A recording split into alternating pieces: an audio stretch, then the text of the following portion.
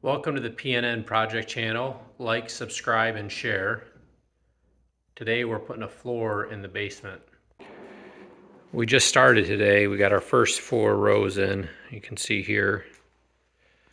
This is a Flooret flooring. I think the 20 millimeter. And just to show you, we got our drywall in, no drop ceiling. And we got some counters in. And I started to lay the padding here. Let's go take a look and see what kind of padding we got.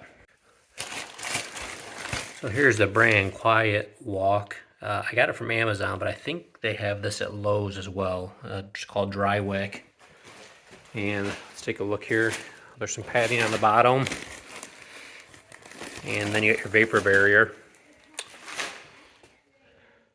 So stay tuned. We'll give you some more progress on the basement as it comes along.